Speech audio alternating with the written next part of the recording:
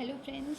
सो आज aggregate and मोर्टार्स का ये हमारा सेकंड पार्ट है। इससे पहले हमने इसका एक और पार्ट है किया हुआ एंड 2 चैप्टर्स हमने ऑलरेडी कंप्लीट, 2 टॉपिक जो बीएमसी के हैं वो हमारे ऑलरेडी कंप्लीट हो चुके हैं, जैसे stones, bricks and lime and cement, ये हमारा कंप्लीट हो चुका है। एग्रीगेट का भी फर्स्ट पार्ट कंप्लीट हो गया, ये उसका सेकंड पार्ट है। So let's get started with our first question. So हमारा फर्स्ट क्वेश्चन है rapid method of concrete mix design will take 3 days for trials. ये बिल्कुल सही बात है, ये 3 days लेता है फॉर ट्रायल्स के लिए। ऑप्शन ये फर्स्ट स्टेटमेंट बिल्कुल सही है। And rapid method depends on curing of concrete in warm water at or above 55 degree. ये both the statement are true. So इसमें ऑप्शन 1 बिल्कुल सही है, ऑप्शन ए सही होगा। इसका एक्सप्लेनेशन भी सही है। Next, Pozzolana used as an admixture in a concrete has a following advantage. It improves the workability, less amount of water, yes. It increases the heat of hydration, so let the concrete set quickly. No, second is wrong. It increases the resistance to concrete attack salts. Increases the resistance of concrete to attack by salt and sulfate, yes, that is true. It leaches out calcium hydroxide, it is also true. So option 1, 3 and 4 बिल्कुल सही है। So option C सही हो जाएगा इसमें। आप देख सकते हैं ये ESE 2017 में पूछा गया। ESE के प्रीवियस क्वेश्चंस तो खैर बहुत ज़्यादा इंपॉर्टेंट है ही, पर मैंने और भी डिफरेंट एग्ज़ाम के क्वेश्चंस लिए हैं, सो दैट हमारे पास वैरायटी हो एंड हमारे पास क्वेश्चन प्रैक्टिस करने के लिए बहुत सारे क्वेश्चंस हो।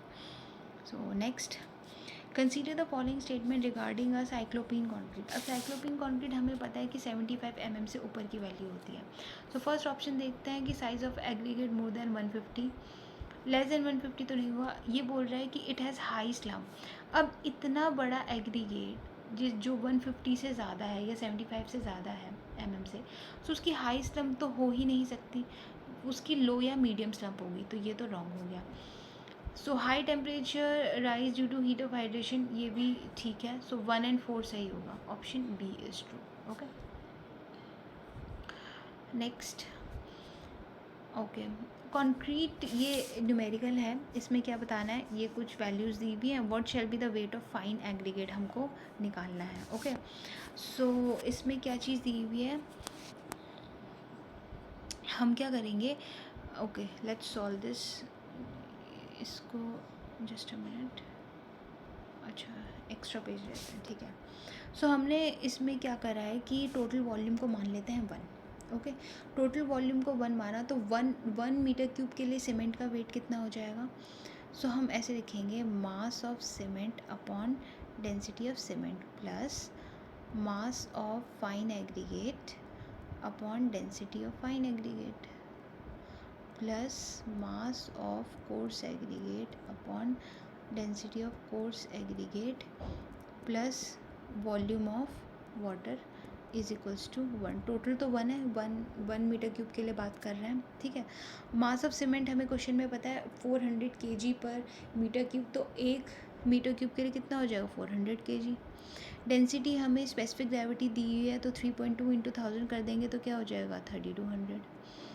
प्लस ऐसे ही फाइन एग्रीगेट का हमें मास निकालना है, तो मास हम ऐसे लिख देते हैं फाइन एग्रीगेट, और डेंसिटी हमें दी हुई है 2500 हो जाएगा।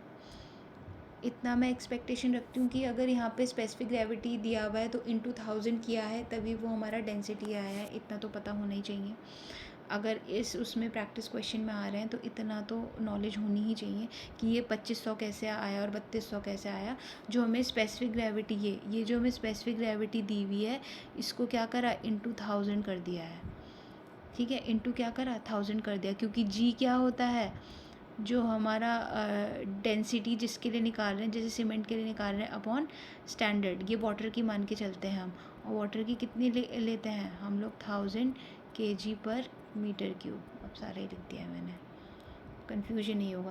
तो 1000 को जी से मल्टीप्लाई करा तो इसलिए हमारा डेंसिटी ऑफ सीमेंट आ गया। ऐसे ही हमारा फाइन के लिए आ जाएगा, कोर्स के लिए आ जाएगा, वाटर के तो 1 है ही, ठीक है। सो कोर्स के लिए भी हमारा ऐसे ही आ जाएगा, कितना है वेट हमारा, 1040 अपॉन 2600, और जो हमारा वाटर के लिए है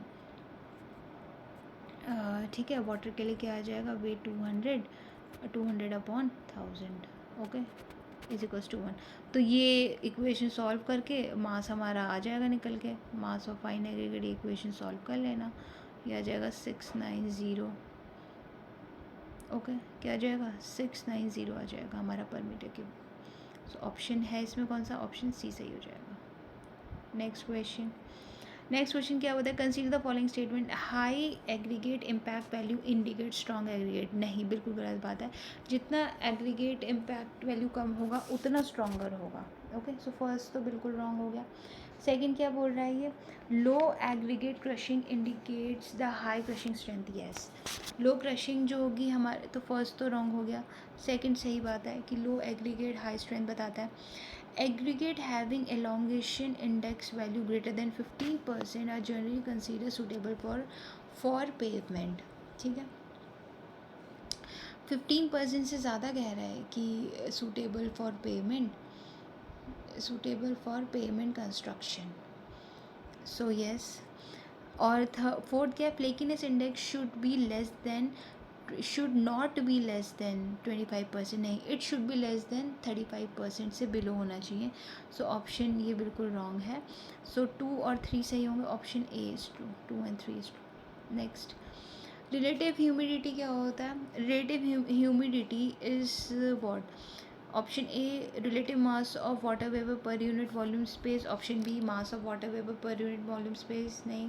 ऑप्शन सी क्या होता है, the percentage ratio of amount of moisture in a given space to the amount which the volume could contain if it is saturated, yes, बिल्कुल। रिलेटिव ह्यूमिडिटी वही होता है कि सैचुरेटेड में कितना होगा, जी, space of amount which the volume could contain, अगर वो सैचुरेटेड होगा।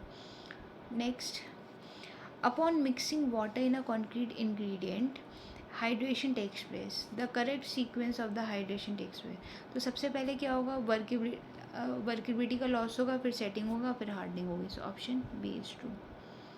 Next, shingle is the air weather rock, या फिर crush granite, water bound pebble, या फिर decompose laterite. So it is a water bound pebble. The minimum content of cement specified by IS 456 for the adaptation of concrete work, normal weight 20 mm के लिए बात कर रहा है, तो किस पे डिपेंड होता है वो। सो ये क्या बोल रहा है, it is independent of exposure condition, it is what, independent of नहीं, ये तो डिपेंडेंट होता है एक्सपोजर कंडीशन के, तो ये तो रॉन्ग हो जाएगा। एक्सपोजर मतलब माइल्ड, मॉडरेट, सीवियर, इन सब के लिए अलग अलग होता है ना मिनिमम, जैसे 300, then 300, 320 and so on. Independent of grade of cement मतलब कौन सा ग्रेड है, independent of grade of cement, like grade of cement, यानी कि ग्रेड जैसे OPC होता है ना, OPC 33, 43, तो उस पर डिपेंड नहीं होता है। तो ये सही बात है, independent of the grade of concrete, उससे फ़र्क नहीं होता कि ये OPC 53 है या OPC 43 है या कौन सा सीमेंट है, उससे फ़र्क नहीं होता है। सो ये इंडिपेंडेंट है ग्रेड ऑफ कॉन्क्रीट के। Then independent of type of plain और रेनफोर्स पे तो बिल्कुल डिपेंडेंट होता है, तो ये रॉन्ग हो जाएगा। तो इसके according option B is true, ठीक है, okay. So next question, the cement concrete from which air attainment and access of water is removed by placing the position, it is known as, अगर air entrainment excess of water अगर हम remove करते हैं तो वो कौन सा cement concrete होगा, वो हमारा वैक्यूम कॉन्क्रीट होगा, okay, option D. Now next is इसमें हमें क्या निकालना है, फाइनेस मॉडुलस निकालना है। तो फाइनेस मॉडुलस का जो फॉर्मूला होता है वो क्या होता है, cumulative percentage upon cumulative retained upon 100 होता है हमारा फाइनेस मॉडुलस का फॉर्मूला। सो इससे हमें ये निकालना है, जैसे 1000 ग्राम हमें सैंड दी हुई है, ठीक है, तो ये हमने सीव करा 4.75 में, 3.26 में, 1.18, इन सब में हमने सीव करा 600 माइक्रोन एंड सो ऑन, उसको रख दिया हमने। अब देखेंगे कितना वेट रिटेन हुआ है, जैसे 4.75 में 0 ग्राम रिटेन हुआ है, देन उसके बाद इसमें 100, इसमें ये इस तरीके से रिटेन हुआ है। तो हमें क्या करना है, फाइनेस मॉडुलस निकालना है। फाइनेस मॉडुलस हमारा होता है जो फार्मूला, क्यूमुलेटिव परसेंटेज, क्यूमुलेटिव यानी कि ऐड करते हुए निकालना है, cumulative percentage retain upon 100। Okay, जैसे इसमें क्या आ जाएगा, पहले हमारा कितना है, ठीक है, पहले हमारा कितना आ रहा था, जैसे इसमें 100 वो था 10 1, ये इसमें इसको ऐड कर दो, देन ये पूरा तीनों को ऐड करो, फिर ऐसे ऐसे करके सारे ऐड करो, ठीक है। तो पहले क्या आ जाएगा, नहीं ये इधर ऐसे है,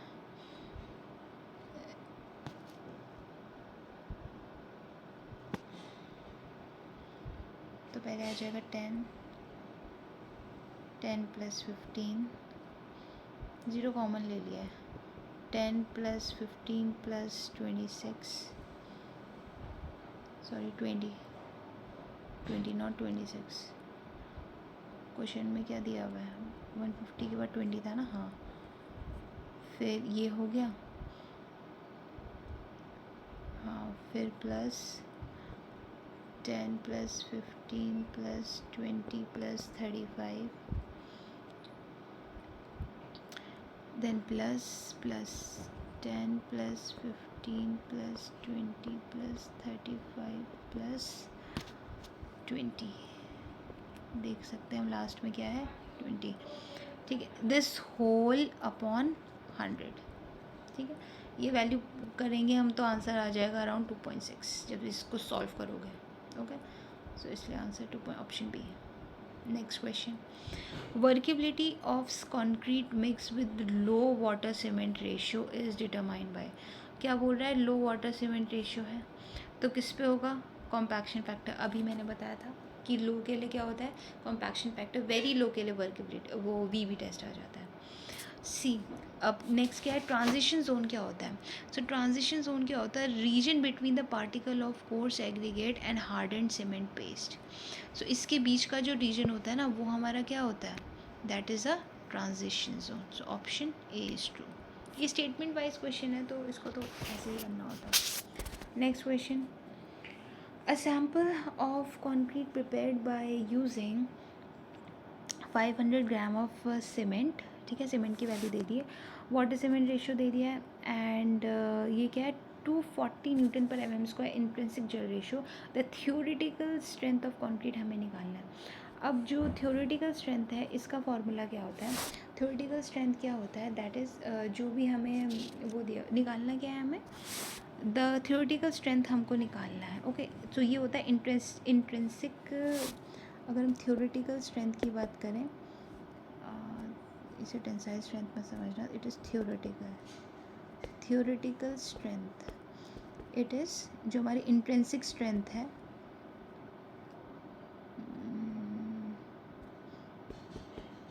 intrinsic, just a minute, intrinsic strength into gel space ratio का क्यूब, ये है, ठीक है। अब जेल स्पेस रेशियो कभी तो क्वेश्चन में दिया हुआ होता है, लेकिन कभी अब जैसे इसमें नहीं दिया हुआ है, इसमें हमको निकालना है, तो जेल स्पेस रेशियो का फॉर्मूला क्या होता है,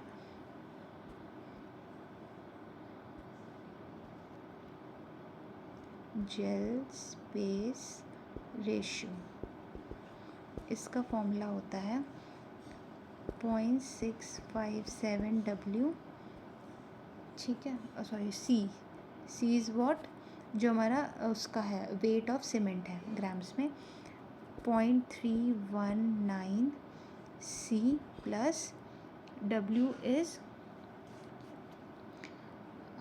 plus what, W weight of water, and weight of water कैसे निकाल सकते हैं, हमें वाटर बाय सीमेंट का रेशियो दिया हुआ है, सो वाटर बाय सीमेंट का रेशियो कितना दिया हुआ है हमें क्वेश्चन में दिया हुआ है ना 0.55, तो W हमारा निकल जाएगा 0.55 इंटू 500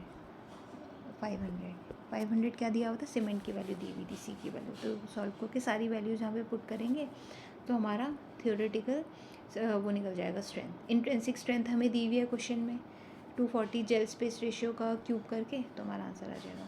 तो इसको जब सॉल्व करेंगे हम लोग तो हमारा आंसर अराउंड 104 न्यूटन पर एम स्क्वायर आएगा। ओके, सो इसमें इंपॉर्टेंट ये था थ्योरेटिकल स्ट्रेंथ का फॉर्मूला, इंट्रिंसिक स्ट्रेंथ और जेल स्पेस रेशियो का इंटू जेल स्पेस रेशियो का होल क्यूब, और ये जेल स्पेस रेशियो का फॉर्मूला भी इम्पॉर्टेंट था।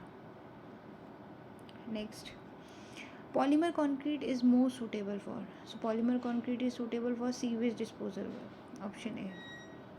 Next, for aggregate cement ratio of order dash the workable independent of the aggregate cement ratio.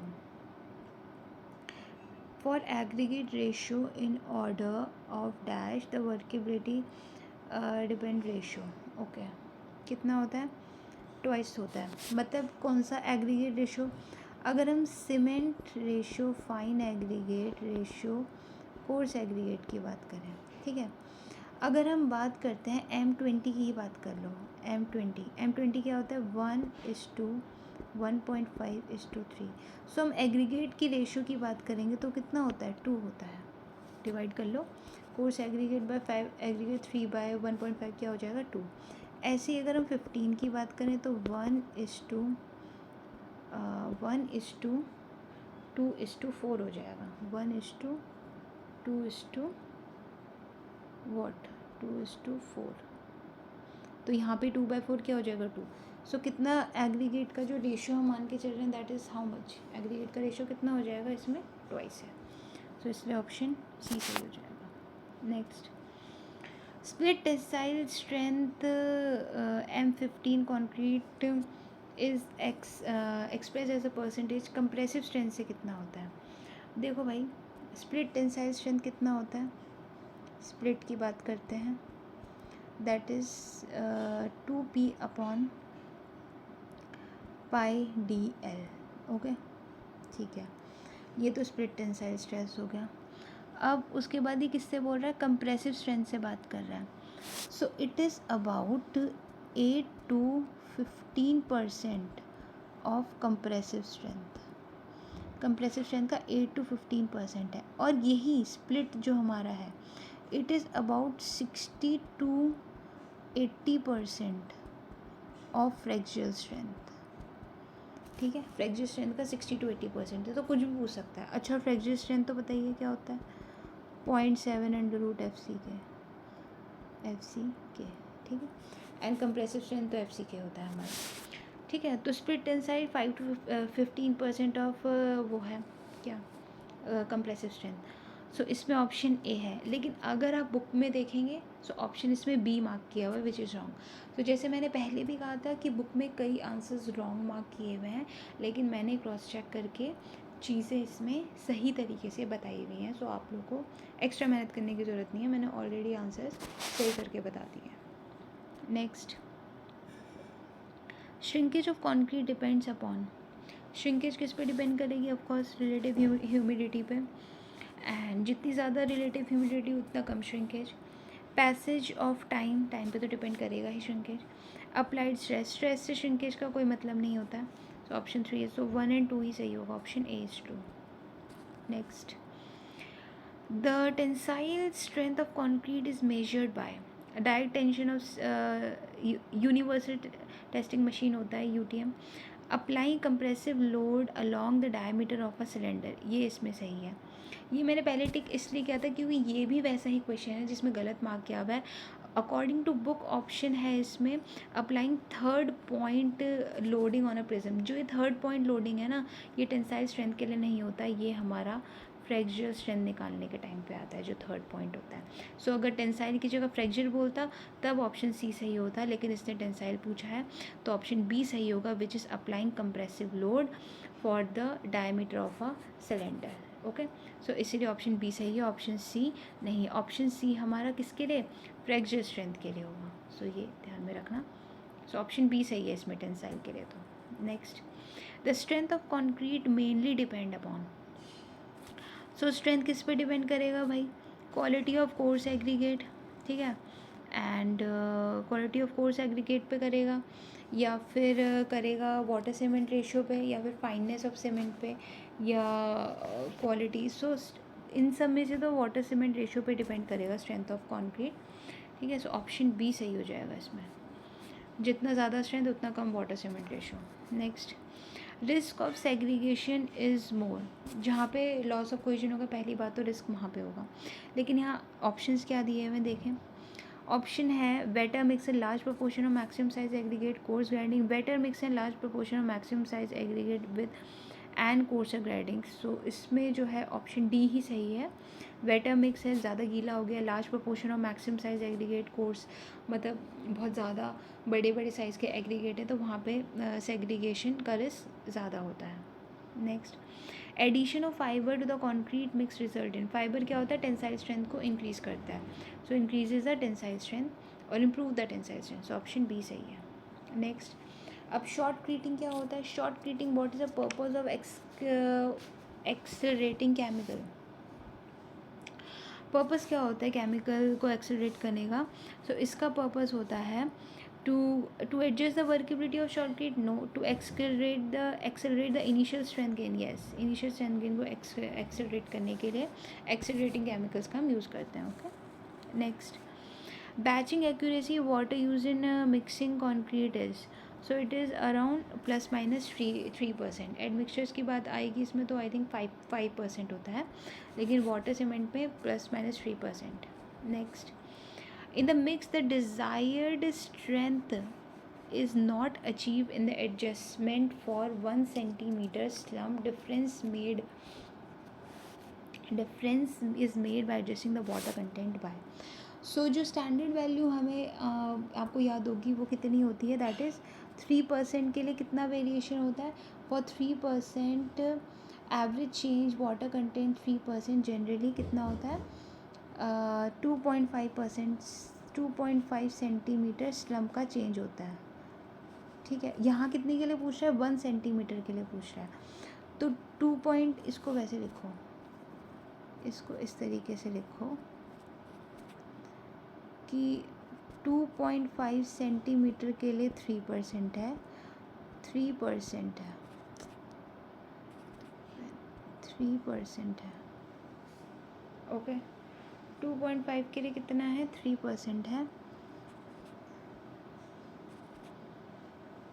3%, तो 1 centimetre के लिए पूछा है कितना हो जाएगा, 3% अपॉन 2.5, ओके। सो ये परसेंटेज निकल जाएगा, इट इज़ अबाउट 1.2%, 1.2%, तो अप्रॉक्स 1% मान के चलो उसको, ठीक है, ये आ जाएगा। सो इम्पॉर्टेंट ये है, ये वाला कि 2.5 के लिए 3% होता है, तो जितने के लिए भी पूछेगा उतने के लिए निकाल सकते हैं कि 2.5 सेंटीमीटर स्लम का वेरिएशन कितना, 3% वाटर चेंज पे होता है। Next, if concrete gives more strength than the design value, concrete क्या है, ज़्यादा दे रहा है हमें strength than the design value, तो क्या होता है, वाटर सीमेंट रेशियो हमारा चेंज हुआ है, water cement ratio is change, option D is true, water cement ratio is change. Cement reduce तो नहीं हो सकता, सीमेंट कम होगा तो स्ट्रेंथ कैसे ज़्यादा हो सकती है, वाटर परसेंटेज इंक्रीज़ ये भी नहीं होगा, प्रपोर्शन ऑफ सैंड से स्ट्रेंथ का कोई इतना कुछ फ़र्क नहीं पड़ता, so water cement ratio change होगा, ये हमारा स्ट्रेंथ को इफेक्ट करेगा। लीचिंग एक्शन हमारा क्या होता है, it is a chemical action, leaching action जो कंक्रीट में होता है वो केमिकल एक्शन होता है। Next, the corrosion of steel in reinforced concrete structure can be assisted by non destructive testing use in the principle, तो कौन सा प्रिंसिपल होता है ये कोरोजन जो हम वो करते हैं assist, that is linear polarisation resistance technique, ये हमारा होता है नॉन डिस्ट्रक्टिव, ठीक है। Next, self healing concrete is a product, कैसा प्रोडक्ट होता है self healing, so self healing होता है, ऑप्शन बी देखो, that will biologically produce a limestone to heal crack that appear on the surface of the structure, अपने आप ही ये limestone को प्रोड्यूस करता है और सर्फेस को हील करता है, so option B is true. The most undesirable property of water use for making the concrete mortar, most undesirable property मतलब क्या चीज़ होगी उसमें, सो उसमें high percentage of carbonate, high percentage of bicarbonate, high concentration sulphate and chloride, yes, ये most undesirable है अगर high percentage of sulphate and chlorides हैं। ओके, ऑप्शन सी सही है। Next, machine use to determine the hardness. Hardness हमारा किससे निकलता है? That is Dorry abrasion test होता है हार्डनेस निकालने के लिए। So option A is true. V time for low workability. अब हमें पता है अगर हम वेरी लो वर्केबिलिटी की बात करते हैं तो उसमें क्या होता है? वी टाइम हम लोग यूज़ करते हैं फॉर लो वर्केबिलिटी के लिए। Okay, so V time for very low workability के लिए हम यूज़ कर रहे हैं। सो इसमें भी अलग अलग रेंजेस होती हैं, जैसे, और ये सेकंड्स में बताता है। जैसे कॉम्पैक्शन फैक्टर हमारा पॉइंट में होता था, जैसे 0.65 से 0.7, 0.7 से 0.8। सो ये हमारा सेकंड्स में बताता है हमारा वर्केबिलिटी का। सो अगर एक्सट्रीमली लो है वर्केबिलिटी, क्या है? Extremely low. यहाँ पे भी ऐसे ही होगा। क्या होगा पहले? Extremely low. एक्सट्रीमली लो मतलब बहुत कम वर्केबिलिटी है, तो इसका टाइम क्या होगा? It is more than 20%। It is what? More than 20 second, sorry 20 second, more than 20 second. Okay, ये हो गया एक्सट्रीमली लो के लिए। देन वेरी लो के लिए क्या हो जाएगा? वेरी लो के लिए होगा हमारा 12 to 20 सेकेंड। ओके, फिर उसके बाद लो आ जाएगा जो क्वेश्चन में पूछा हुआ है। लो के लिए क्या आ जाएगा? 6 to 12 second. So 6 to 12 second किसके बीच में आ रहा है? पहली बात तो ऑप्शन सी सही हो जाएगा, यही आ रहा है जो हमारी रेंज में आ रहा है। उसके बाद मीडियम के लिए आ जाएगा कितना? 3 to 6। देन उसके बाद हाई के लिए कितना आ जाएगा? That is 0 to 3 second. 0 आना चाहिए यहाँ पे, 0 to 3 सेकेंड। ओके, ये आ जाएगा। सो ये रेंज हो गई हमारी। वेरी हाई, बहुत हाई वर्केबिलिटी के लिए 0 to 3 है, हाई के लिए 0 to 3 है, मीडियम के लिए 3 to 6 है, ये 6 है यहाँ पे। मीडियम के लिए कितनी है? मीडियम के लिए है 3 to 6।